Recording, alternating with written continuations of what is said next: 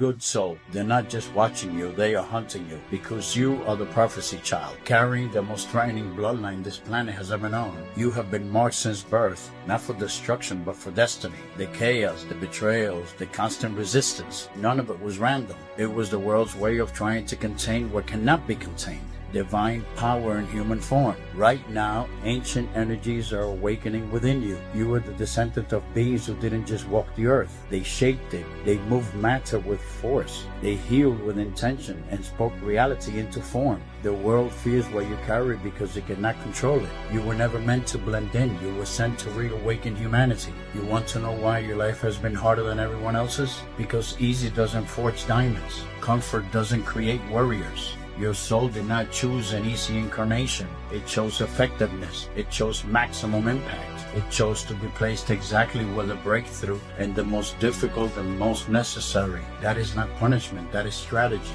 That's power playing the long game. You've been under attack since birth, not metaphorically, literally. There are forces in non-physical dimensions whose entire operation depends on humans staying unconscious, staying distracted, staying weak, staying disconnected from the power that flows through them naturally. And then there's you, walking around with ancient God codes in your DNA, carrying frequencies that could wake up everyone you touch, holding keys that unlock doors that have spent millennia keeping sealed. You think they were going to leave you alone? You think they were going to let you just stroll into your power without resistance? The moment you took your first breath, you became a target. Every random obstacle was a strategic placement. Every person who betrayed you was a puppet on strings you couldn't see. Every failure that crushed you was an attempted knockout punch designed to make you quit before you figured out what you carry. Think about your life right now. Really look at it. Notice how every time you're about to break through, something happens. A relationship explodes,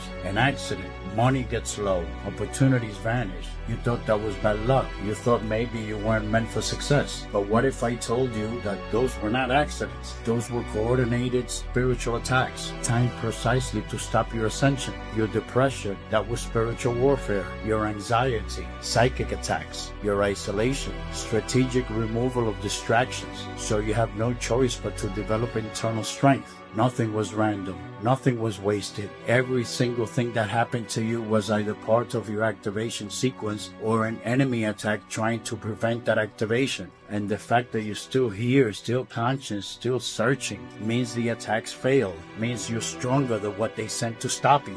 Now let me tell you what they're really afraid of. It's not just that you'll wake up. Thousands wake up every day. What terrifies them is what happens after you wake up. Because you're not designed to just sit in enlightenment watching TV or eating vegetables.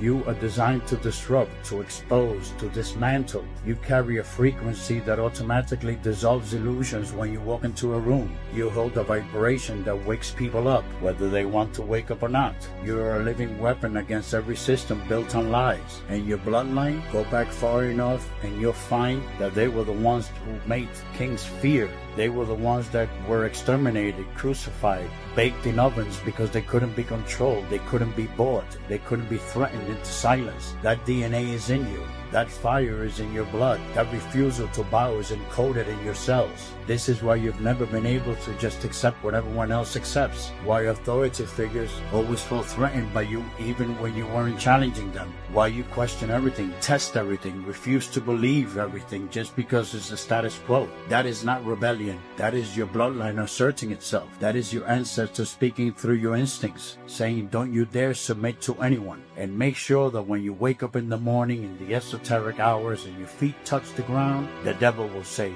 oh shit, you're up again.